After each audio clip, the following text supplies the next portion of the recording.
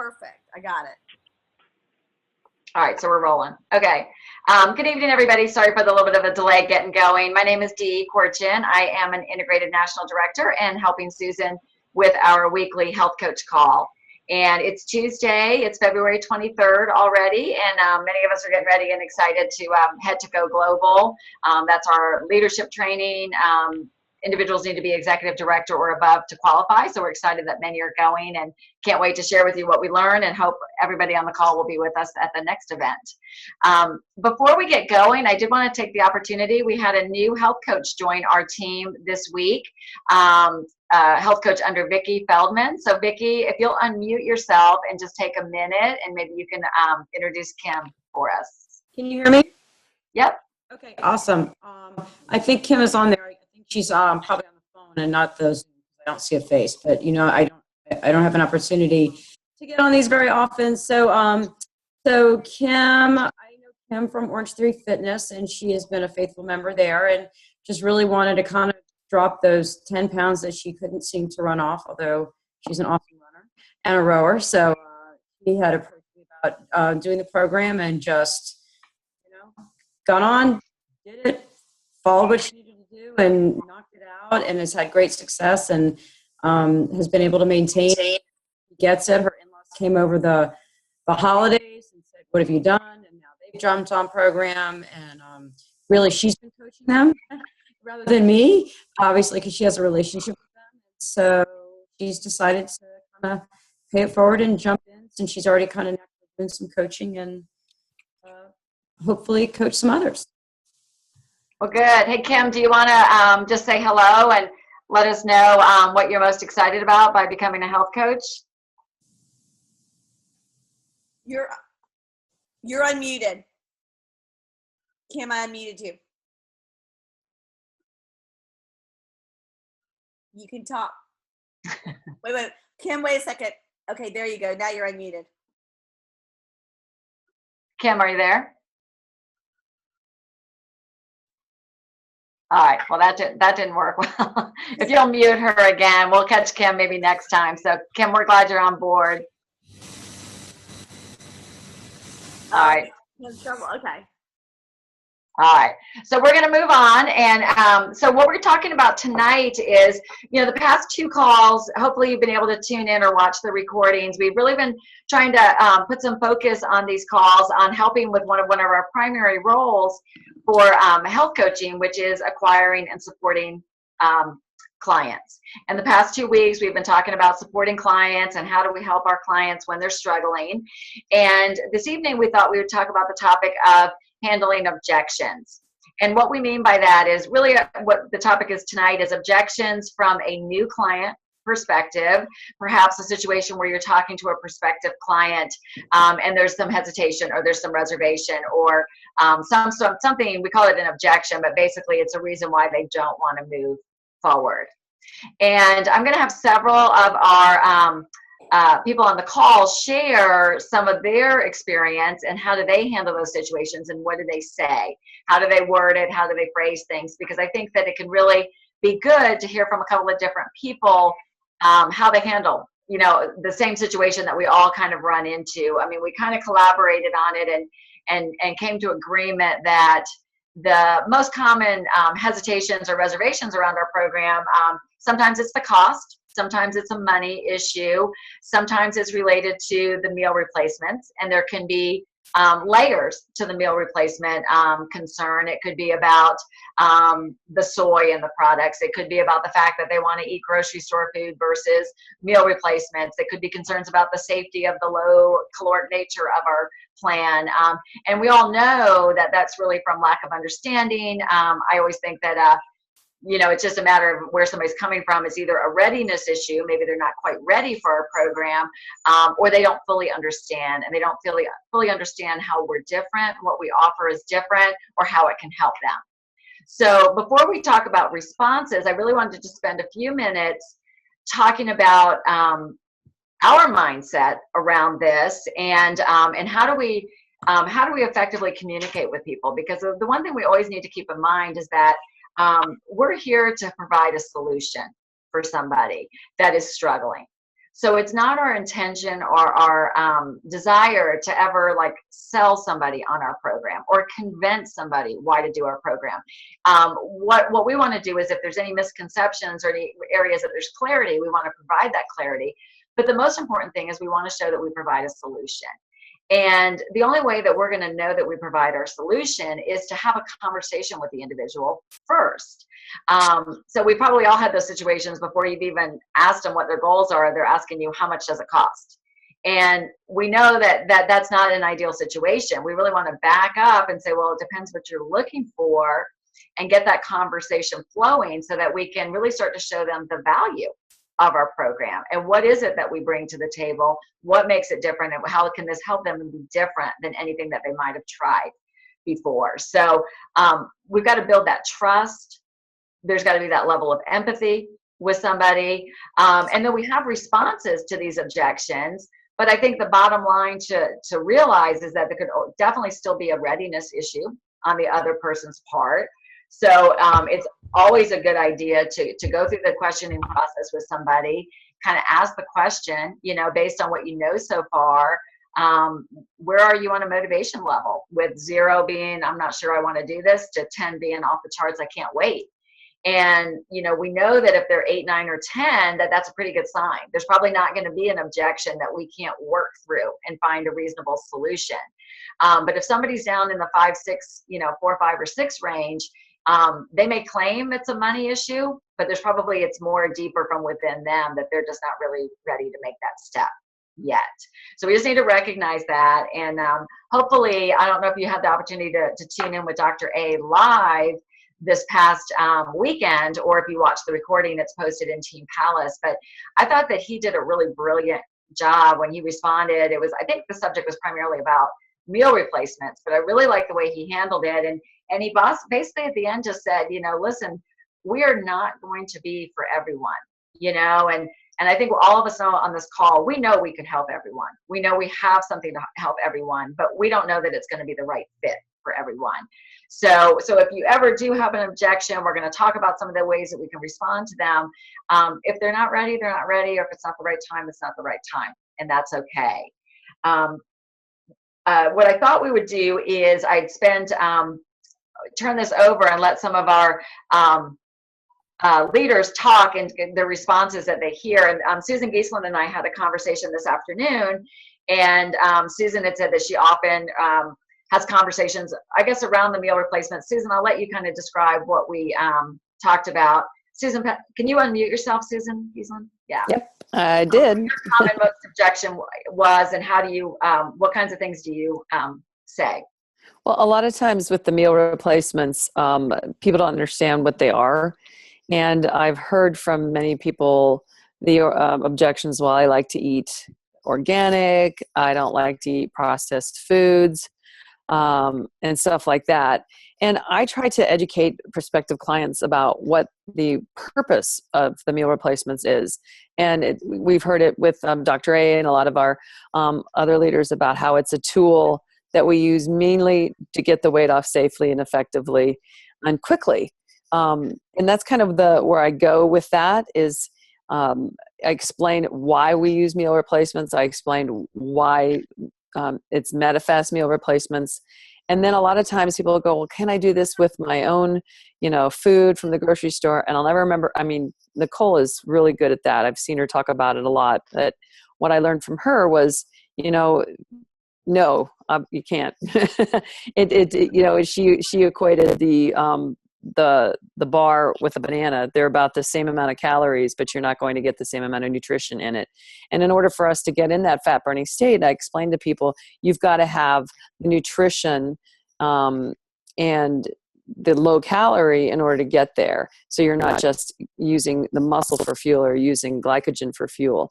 But that's kind of where I use the meal replacements. And I explained to them that they're portion controlled, they're medically formulated, and they're nutrient dense. And I think people just need to be educated on the fact that a lot of their food isn't nutrient dense. It's nutrient deficient. And I think people don't always understand that. There's too much information out there. But basically, I just say we use it as a tool to get you where you want to go. And then I just kind of explore that a little bit more with my prospective clients of what you just said, Dee, is where do you want to go? What is it that you're looking for? Mm-hmm. Yeah. I think that's good. And then, do you ever get questions relative to, is this going to be enough calories, or that just doesn't sound safe? Mm-hmm. We talked a little bit about that. How do you respond to that? Well, and I explained to them a little bit about the company itself. I mean, it's been around for over 30 years, and it's been, they have a whole team of doctors, and it's endorsed by 20,000 physicians out there as a safe and effective tool. I also, reference the Johns Hopkins critical review and make sure that people understand that, we've been reviewed by outside companies and organizations and have found to be safe and effective as well. Yeah, that's good. That's a really good response to it. I think that, I love that phrasing that you use about them being, just nutrient dense, low calorie products, and also that it's a tool. And, people, I think Dr. Anderson even said it. Somebody can lose weight other ways. It's just a lot harder, and it's not going to be, as we know, it's not going to burn fat the way that we can burn fat and all that. So this is just an easier, simpler method. And again, that's just a tool that fits into the bigger picture. Thanks so much for that. That was great. Molly, we talked a little bit about this yesterday. Let's talk about what kind of conversations you have around this, and I don't know whether the cost of the products or the program comes into play, and how do you talk about it? Sure. Susan, you had great responses. I was taking notes, so thank you for sharing your approach. I think it's really awesome. I would say that one of the objections that can come up is money. And, I know that's a lot of money. I don't know if I can afford to do that. And I always respond with, we all have financial boundaries, right? We all have financial things we need to consider. And I said, what I usually say is, what's a little bit different about the money and the food is that most of us are not accustomed to purchasing a month worth of food up front. So we may go to the grocery store once a week and spend, but over the month, you're probably spending at least $310 on just you. And so and that can be sometimes hard to realize. So I understand completely where you're coming from. What I think we need to do is figure out, how can we help you around that? What is it that you need in order to feel like this is a good financial decision? It's just a question, just a question. Well, my budget doesn't allow for groceries and all of this. Okay, well, let's take into consideration that eating is it's not optional. Wouldn't you agree? That every single day, it's not like you can avoid the cost of food, because we all need to eat. So I want you to kind of think about what that could look like. And ultimately, if you pull the camera lens back, financially, do you feel like losing weight and getting healthier could be a financial benefit to you in other areas? And so it's that questioning, it's that, so what do you need? How do you feel about the notion that spending dollars up front versus over weekly grocery bills? Is that different to you? And just talking about the possibility of saving dollars in other buckets, maybe medically. Maybe there's an opportunity for you to not go through as many drive-throughs. For example, if every morning you're stopping by and getting a coffee or what have you, or some other fast food, it adds up pretty quickly. So I think really when you talk about finances, at the end of the month, it's very cost neutral, because eating is not optional. We all have to spend dollars. So you kind of want to think about it as redirecting those grocery dollars to Take Shape for Life instead of Kroger, where you're going right now. And usually people are pretty open to just shifting their thinking around the finances. And I say, so let's give that some thought. Maybe you need to talk it over. Maybe you need to think more about it, and we can be back in touch around it. Yeah, I think that's good. What I heard from you was first what came through loud and clear, and hopefully everybody picked it up. I heard the empathy in your voice. I mean, you didn't have any kind of attitude like, "What, are you kidding me? It's not expensive." It was, you came from a very empathetic, putting yourself in their shoes. I also like to ask a question like, "What could we do to help you make this work or see that this could work for you?" And that kind of reminds me, I don't know if you've ever read the book Rich Dad, Poor Dad, but there's the mindset that would just say, I can't afford this. Or there's the mindset that would say, how can I make this? How can I find a way to make this work? Right. So we want to help our clients to shift to how can I find a way to make this work? Right. I do want to share a story though, because I think as health coaches, and especially if we're newer, and I'll be honest, sometimes it hasn't happened in a while, but sometimes these thoughts will creep into my mind. Sometimes our own thoughts or concepts about an issue, and it could be about money, or it could be about meal replacements, or it could be making an assumption whether somebody's going to be concerned about one of those issues, that can radiate into what we tend to attract and what starts to show up in our business. And I had a health coach once, and she was struggling, and it was about, Dee, everybody just keeps telling me it's too expensive. So I asked her the question, and I said, well, I have a question for you. Do you think it's expensive? And she said, well, I kind of do. Well, that in itself she wasn't quite on board with it. So we had to have a conversation around it to work around that concept so that she could effectively communicate that to other people.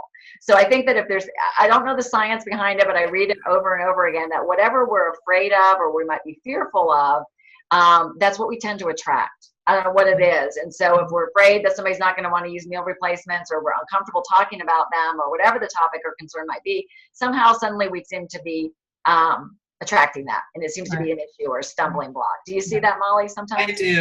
I do see that. And I think, Susan's always been really good in her training of saying, put up the mirror and see what are you putting out there? What is it? Is there maybe a word choice that you're making? You don't ever want to say, now listen, I know this might sound expensive. Like, you don't preface anything. You don't plant seeds of doubt, right? And really a lot of it's about posturing, much like I never, ever, ever, ever make the books optional. Like I don't do that. I posture it that in order for you to go on plan, here's what you need. And so I'm never in that place of negotiating getting the program materials in someone's hands. I actually use it as an effective way to say, okay, here's the deal. You're looking at this much money to get you started. And it of course, that includes your program materials. The next month, which is kind of fun to look at, is that, of course, you're not buying your program materials again, but you'll also have credit automatically applied to your next order. That can be substantial, like $31 towards your next order. So you're looking at a much, as you continue on the program, you'll see that things become a little bit more averaged out. The other thing before, and I'm not sure where you're going next, but I just wanted to take an opportunity to share with everybody that there is a really good YouTube video that I was actually exposed to during this 6-week health challenge. And the title of the video is Overcoming Financial Barriers to Achieve Your Goals. So that might be worth looking up. And I liked the language. I liked the concepts. Maybe they'll speak to you in how you formulate responses to financial barriers for people. Is that something you think you could post in Team Palace? If you post a link? Yeah, I can post the link in Team Palace. Okay, perfect. Mm-hmm. Perfect. So I want to go over to Julie Apple. We actually had a funny conversation the other day. We were talking about the meal replacements, and we were talking about one of the first conversations that Julie and I ever had about Take Shape for Life. So Julie went through some huge shifts in your own thought process around this. So why don't you share your thoughts as far as your own mindset around the program, and then how that's translated, and how do you now communicate with potential clients? Yeah, it's funny because 4 years ago when I first talked to Dee, I told her the other night that when we were talking, my first thought was, I looked at the link she had sent me and I looked at the food and I was like, I will never have my clients eating those puffs and those junk food things. That was literally the thought I had. I was like, why in the world would I have clients doing that? They can eat whole foods, healthy, organic. They don't need that. And that was me saying that. And so now fast forward 4 years, it took a journey of me learning and seeing not every single client of mine could go grocery shopping, plan and make 6 meals a day and get all that accomplished. And I had to see that for myself with clients that struggled. Not every client could do that. And so for me, it took just that time to realize what people actually needed was a tool and a bridge to get them from here I am at point A and they need to get to point B, but they need something in between that gets them there, makes their life easier, makes it affordable, makes it convenient.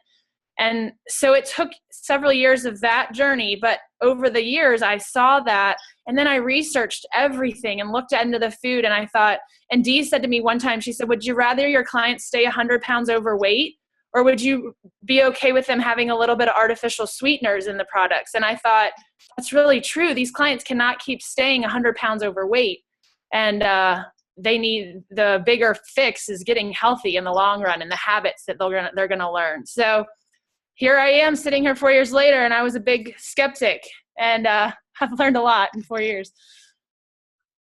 So is that what you bring to is that your response now? If you have somebody say, I don't know, I just would rather eat my own, or can I have any fruit on this plan? Or, the kinds of questions that we'll get. How do you handle that now, knowing that you've coached people both ways?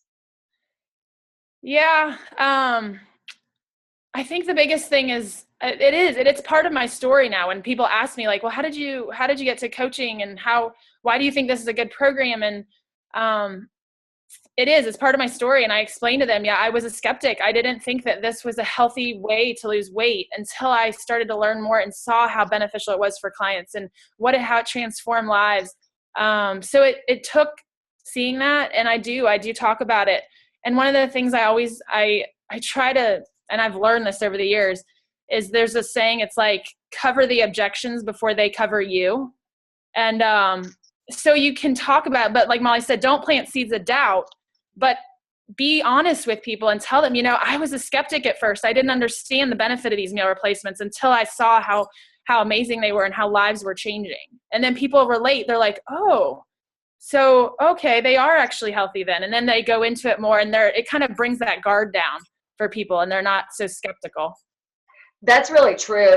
There's actually, I think, a phrase called feel, felt, found. And I've used it as well. Like if somebody's had a hesitation, let's say about the meal replacements, I'll say, you know what, I used to feel the same way. Can I share with you what I've learned in this process? And then they'll usually get a yes. And I'll say, well, what I've learned is that exactly what you said, we need a tool. In an ideal world, we would love people to eat all organic, yada, yada. But the reality is we're too far from that right now. And what I've learned is it can be a bridge. So like it follows in what Molly said, being empathetic, saying, you know what, I've been there, I've walked that, I've had those thoughts, but here's where I am. So that's really good. I don't know that Sandy Hughes was going to share a little bit with us, but I don't think she's on the phone. She ended up getting another, I think she had actually a pre-client call. But Sandy had shared that in the area where she lives, she does run into a lot of, frequently it'll come up around the finances part of it, just based on the economy of where she is. And that she said, very similar to what Molly said, but what she would also say is very often, she said if she uses the phrase, it's 340 something a month, that immediately the walls go up. But if she'll say it's an average of $12 a day, and then she'll give the total amount that it's received much differently. So that can be something to consider. So so we have about a minute or two left. Is there anything that we have not touched on, if you're a member of the call right now, that you'd like us to maybe do a quick response to?